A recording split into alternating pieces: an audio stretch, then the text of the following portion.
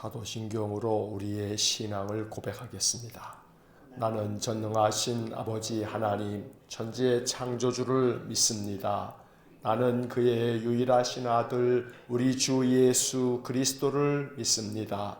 그는 성령으로 잉태되어 동정녀 마리아에게서 나시고 본디오 빌라도에게 고난을 받아 십자가에 못 박혀 죽으시고 장사된 지 사흘 만에 죽은 자 가운데서 다시 살아나셨으며 하늘에 오르시어 전능하신 아버지 하나님 우편에 앉아 계시다가 거기로부터 살아있는 자와 죽은 자를 심판하러 오십니다.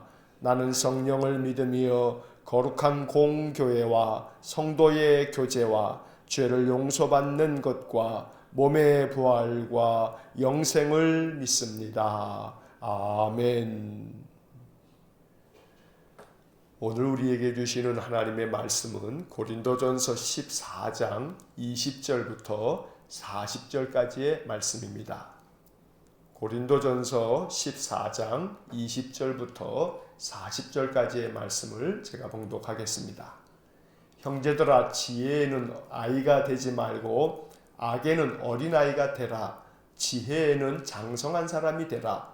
율법에 기록된 바 주께서 이르시되 내가 다른 방언을 말하는 자와 다른 입술로 이 백성에게 말할지라도 그들이 여전히 듣지 아니하리라 하였으니 그러므로 방언은 믿는 자들을 위하지 아니하고 믿지 아니하는 자들을 위하는 표적이나 예언은 믿지 아니하는 자들을 위하지 않고 믿는 자들을 위함이니라. 그러므로 온 교회가 함께 모여 다 방언으로 말하면 알지 못하는 자들이나 믿지 아니하는 자들이 들어와서 너희를 미쳤다 하지 아니하겠느냐.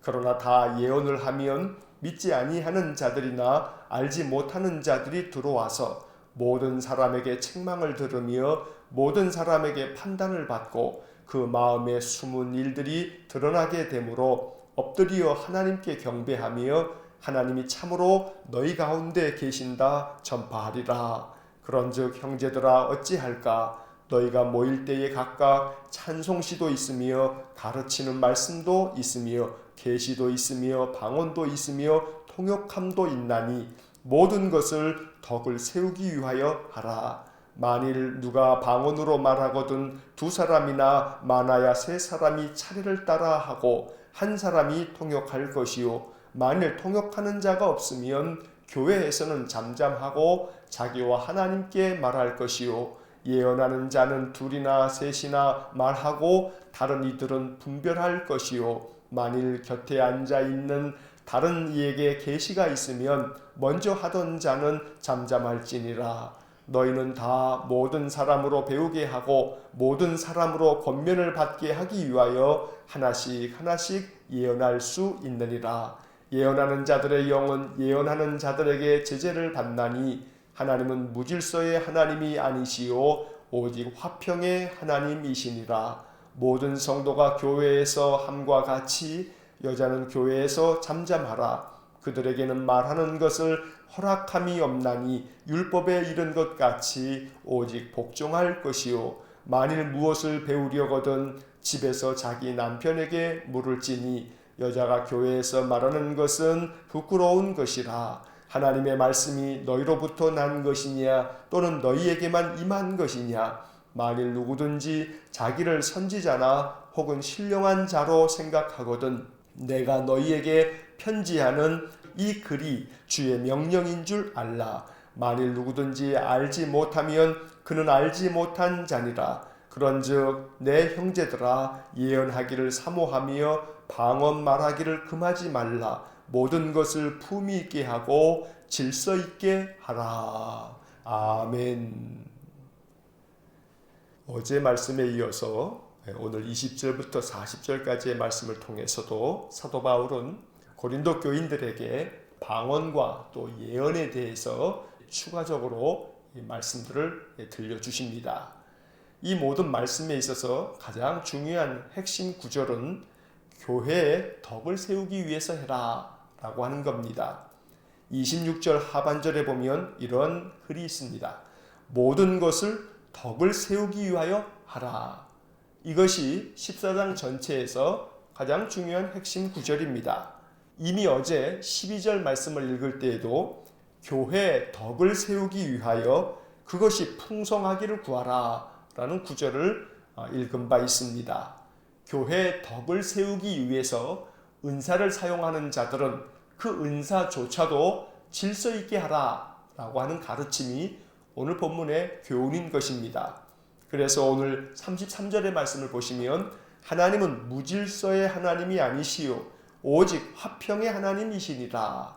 하나님은 질서가 있는 분이시고 화평케 하시는 분이시기 때문에 은사를 사용할 때 그 은사를 사용하는 것이 무질서해서는 안 된다 라고 말씀하면서 40절 맨 끝에 보면 모든 것을 품위 있게 하고 질서 있게 하라 라고 말씀합니다. 특별히 고린도 교회 안에는 방언의 은사를 받은 사람이 많았습니다. 그래서 그 방언의 은사를 가지고 교회 안에서 방언으로 기도할 때에 더러는 방언으로 기도하는 자들이 자기의 영적 은사를 마치 과시라도 하는 듯 방언으로 기도하는 것에 질서가 없다 보니 공적인 예배를 드리다 말고 이 사람 저 사람이 그저 알아들을 수 없는 방언으로 계속해서 큰 소리로 기도하다 보니 예배가 무질서해지게 되고 그래서 그 문제가 교회 안에서 여러 가지 혼란을 일으키게 되자 사도 바울이 이러한 말씀들로 그들을 가르치고 있는 것입니다. 그래서 오늘 20절 말씀에 보니까 사도 바울은 이러한 권면을 고린도 교인들에게 주고 있습니다. 형제들아 지혜에는 아이가 되지 말고 악에는 어린아이가 되라. 지혜에는 장성한 사람이 되라. 여기서 지혜에는 장성한 사람이 되라 라고 하는 이 구절을 우리 마음 가운데 깊이 품고 또 이것이 우리의 기도가 될 수 있어야겠습니다. 악을 행하는 데 있어서는 어린아이처럼 알지 못해서 그래서 악을 행하는 일은 멈추고 지혜를 가지고 지혜롭게 행함에 있어서는 장성한 자처럼 모든 일들을 판단하고 잘 행하라고 말씀해 주고 있는 것입니다. 그래서 이 20절의 말씀이 늘 우리의 기도가 되어서 하나님 지혜롭게 해주십시오. 내 안에 지혜가 더 가득하게 해주십시오. 악에는 어린아이가 되고 지혜에 있어서는 장성한 자가 되어서 늘 힘써서 모든 일을 행할 때마다 지혜롭게 판단하고 지혜롭게 행동할 수 있도록 은혜를 주십시오. 이것이 우리의 기도가 되어야겠습니다. 21절과 22절의 말씀은 더러 해석하기가 좀 어려운 측면이 있습니다. 왜냐하면 율법에 기록된 바 주께서 이르시되 내가 다른 방언을 말하는 자와 다른 입술로 이 백성에게 말할지라도 그들이 여전히 듣지 아니하리라 하였으니 22절 그러므로 방언은 믿는 자들을 위하지 아니하고 믿지 아니하는 자들을 위하는 표적이나 예언은 믿지 아니하는 자들을 위하지 않고 믿는 자들을 위함이니라. 이 말씀들은 이어서 나오는 23절의 말씀하고는 조금 논리적으로 이렇게 반대 이야기를 하고 있는 듯해서 우리가 해석할 때 조금 어려움이 있는 그런 구절들입니다. 그래서 23절부터 25절까지 나오는 말씀을 통해서 그 앞에 있는 21절과 22절을 이해하는 것이 필요합니다. 23절의 말씀을 보면 그러므로 온 교회가 함께 모여 다 방언으로 말하면 알지 못하는 자들이나 믿지 아니하는 자들이 들어와서 너희를 미쳤다 하지 아니하겠느냐. 왜냐하면 방언은 우리가 알아들을 수 없는 또 다른 어떠한 언어와 같이 그렇게 말해지는 것이기 때문에 믿지 않는 사람들이 들어와서 보면 믿는 자들이 예배당에서 이상한 말로 소리를 치면서 있기 때문에 야, 저 사람들 미쳤나 보다 이렇게 할 것이다. 또 신자라 할지라도 그 방언을 알아듣지 못하는 사람들에게 있어서는 역시 마찬가지로 방언으로 기도하는 사람들을 볼 때 저들이 미쳤다라고 말할 것이다. 24절에 그러나 다 예언을 하면 믿지 아니하는 자들이나 알지 못하는 자들이 들어와서 모든 사람에게 책망을 들으며 모든 사람에게 판단을 받고 25절 그 마음에 숨은 일들이 드러나게 되므로 엎드려 하나님께 경배하며 하나님이 참으로 너희 가운데 계신다 전파하리라. 방언과는 달리 예언을 하게 되면 우리가 알아들을 수 있는 말로 하나님께서 내게 맡겨주신 말씀을 전하는 것이기 때문에 공적인 예배에서 예언을 하게 되면 그러면 믿지 않는 자들이 들을 때에도 또 알아듣지 못하는 자도 없을 터이니 예언의 말씀을 듣게 되면서 그들은 하나님의 말씀으로 권면을 받고 위로를 받고 더러는 그 말씀이 책망이 될 때에 그들 스스로가 예언의 말씀을 통해서 자신들의 삶을 돌아보게 되고 믿음을 돌아보게 될 수 있다. 그러니 공적 예배에 있어서는 방언으로 말하는 것은 알아듣지 못하는 사람들에게 저 사람들 미쳤나 보다 라고 오해를 불러일으키니까 예배에 있어서는 예언을 통해서 하나님이 맡겨주신 말씀을 서로 나누는 것은 필요하되 방언은 좀 조심할 필요가 있다 라고 하는 이야기를 들려주고 있는 것입니다. 이어지는 26절 이하의 말씀에서도 그러한 이야기를 또 한 번 반복하고 있습니다. 26절 그런즉 형제들아 어찌할까 너희가 모일 때에 각각 찬송시도 있으며 가르치는 말씀도 있으며 계시도 있으며 방언도 있으며 통역함도 있나니 모든 것을 덕을 세우기 위하여 하라. 예배에서 찬송을 부르거나 또 가르치는 말씀 설교가 행해지거나 또 하나님께서 알려주시는 계시의 말씀이나 또 방언도 있고 통역하는 것도 있지만 그러나 그 모든 것들이 다 교회의 덕을 세우기 위해서 행해져야 된다고 대원칙을 사도 바울이 가르쳐주고 있는 것입니다. 만약에 그 어떤 것이라 할지라도 교회의 덕을 해치는 것이 된다면 그것을 하지 않도록 하라고 권면하고 있는 것입니다. 27절과 28절의 말씀에 보면 만일 누가 방언으로 말하거든 두 사람이나 많아야 세 사람이 차례를 따라 하고 한 사람이 통역할 것이요 만일 통역하는 자가 없으면 교회에서는 잠잠하고 자기와 하나님께 말할 것이요. 이렇게 바울은 방언을 함에 있어서도 구체적인 방법을 가르쳐 줍니다. 방언을 할 때는 두 사람이나 많아야 세 사람이 하는데 차례대로 하라고 했고 그리고 반드시 방언을 할 때는 한 사람은 통역을 하라고 말함으로써 알아듣지 못하는 소리에 대하여 저것은 어떠한 뜻이다 라고 풀이를 해줌으로써 방언을 알아들을 수 있게 하라고 말씀하는 것입니다. 또한 만일 통역하는 자가 없으면 교회에서는 잠잠하고 오직 자기가 개인적으로 하나님께 기도할 때에는 통역하는 사람이 없어도 나와 하나님 사이의 기도이기 때문에 그때는 방언으로 말하여도 관계없다라고 가르쳐주고 있는 것입니다. 또 반면 29절의 말씀을 보면 예언하는 자는 둘이나 셋이나 말하고 다른 이들은 분별할 것이요 30절 만일 곁에 앉아있는 다른 이에게 계시가 있으면 먼저 하던 자는 잠잠할지니라. 여기서 예언과 계시의 말씀을 전하는 것에 대해서도 서로 예언의 말씀을 전할 때에는 역시 마찬가지로 그 말씀이 하나님의 말씀인가 라고 마음 가운데 분별하면서 들으라고 가르쳐주는 것입니다. 예언의 말씀은 어제도 말씀드린 것처럼 앞으로 벌어질 일들을 미리 이야기하는 것만을 이야기하지 아니하고 하나님께서 맡겨주신 말씀, 그 맡겨주신 말씀을 전하는 것이 예언인데 이렇게 예언을 할 때 저 사람이 이야기하는 것이 과연 성경적인가 하나님의 말씀인가 이것을 다른 사람들은 분별하면서 들으라는 것입니다. 그래서 29절에서 예언하는 자는 둘이나 셋이나 말하고 다른 이들은 분별할 것이요. 이 말씀이 바로 그러한 뜻입니다. 이것은 오늘날에도 적용되어지는 말씀입니다. 주일마다 우리가 예배를 드립니다. 강단에서 목사는 설교를 합니다. 목사가 설교를 할 때 목사의 설교가 하나님께로부터 나오는 말씀으로 듣는 것은 소중한 태도입니다. 그러나 중요한 사실은 목사는 하나님께서 맡겨주신 말씀을 전해야 하고 그렇게 목사가 하나님께서 맡겨주신 말씀을 전할 때라 할지라도 성도들은 그것을 잘 분별하면서 들을 줄 알아야 한다고 오늘 29절이 가르쳐주는 것입니다. 목사가 무슨 소리를 하든지 무조건 아멘, 아멘 하는 것은 올바른 태도가 아닙니다. 다른 이들은 분별할 것이요 라고 하는 이 구절은 목사가 전하는 이야기가 과연 하나님께서 맡겨주신 말씀인가? 다시 말해 성경에 나오는 이야기를 하고 있는가? 그렇지 않으면 성경의 교훈과는 다른 이야기를 하고 있는가? 이것을 판별하기 위해서 잘 분별할 줄 아는 그러한 태도를 가져야 한다고 사도 바울은 말씀하고 있는 것입니다. 한편 30절의 말씀에서 만일 곁에 앉아 있는 다른 이에게 계시가 있으면 먼저 하던 자는 잠잠할지니라.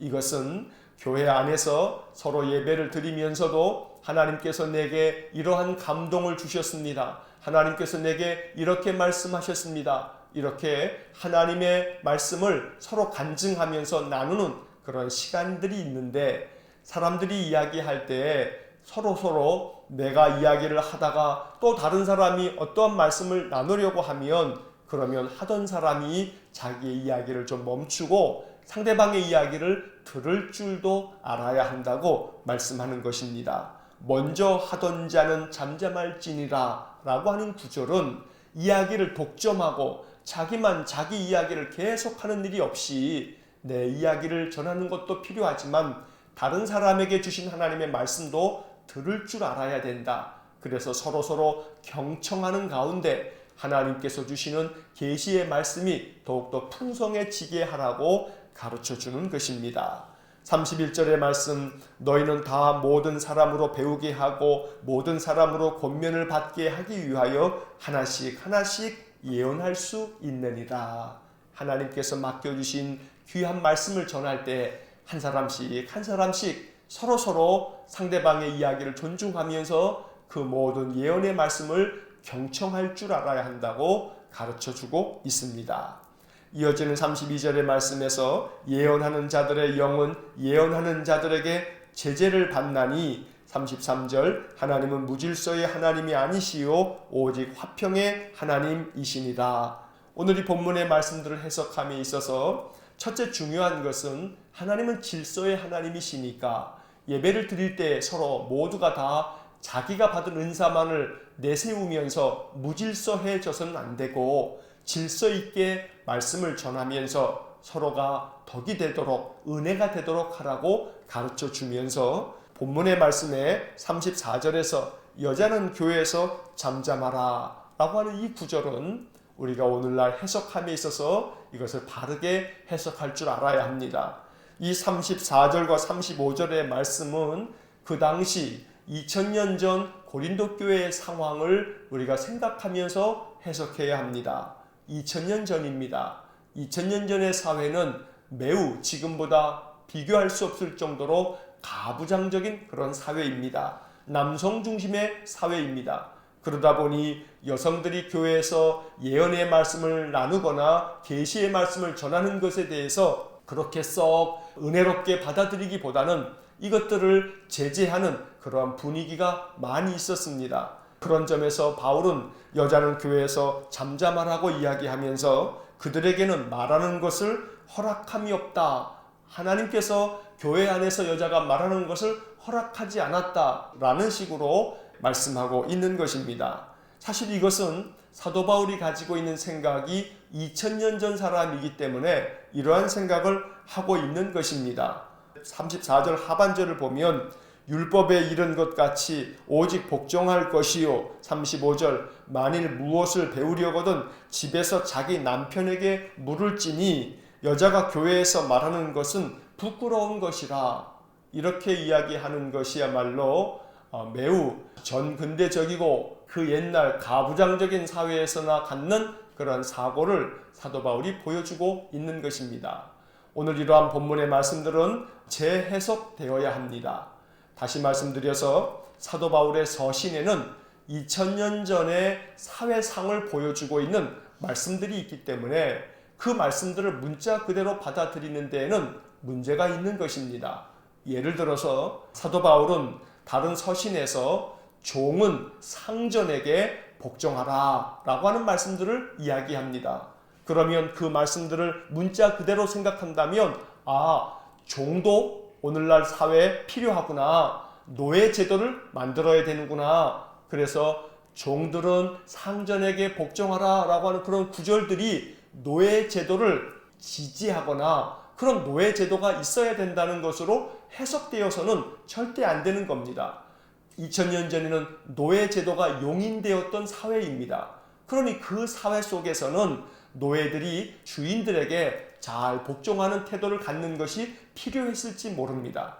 그러나 오늘 우리가 살고 있는 이 현대 사회에서 노예 제도는 당연히 있어서도 안 되고 있을 수도 없는 그러한 이야기들입니다. 마찬가지로 오늘 본문의 말씀도 여자들이 교회에서 잠잠하라 하고 여자가 교회에서 말하는 것은 부끄러운 일이라 하고 이러한 구절들은 2000년 전의 사회 속에서 그들 사회에서 이루어졌던 그 사회의 모습이라고 하는 것을 우리가 알아야 됩니다.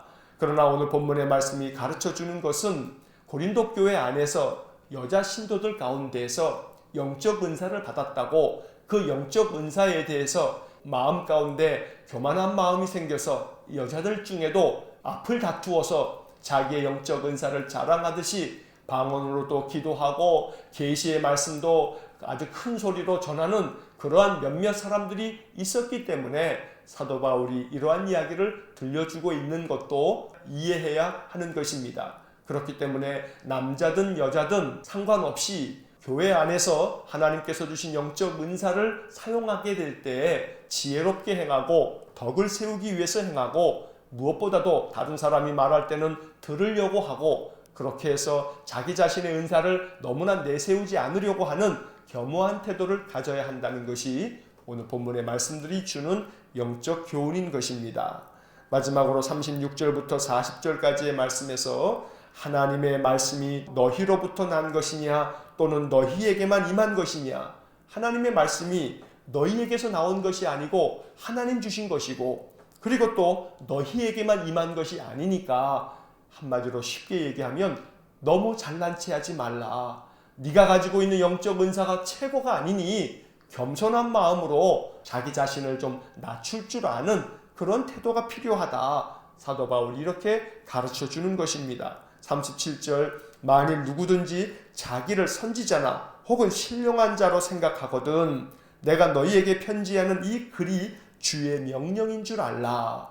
만약에 너희들이 하나님께로부터 받은 계시의 말씀으로 예언을 하거나 또 하나님의 영에 감동되어서 방언을 하는 것이라면 더더욱이 내가 지금 전하고 있는 이러한 말씀들을 주님의 명령처럼 받아들여야 된다라고 매우 엄중하게 이 모든 교훈의 말씀들에 순종할 것을 가르쳐주고 있습니다. 한편 38절의 말씀에서 만일 누구든지 알지 못하면 그는 알지 못한 자니라. 그런즉 내 형제들아 예언하기를 사모하며 방언 말하기를 금하지 말라. 사도 바울은 이제 14장의 마지막 결론부에서 방언 말하기를 금하지 말라라고 가르쳐 줍니다.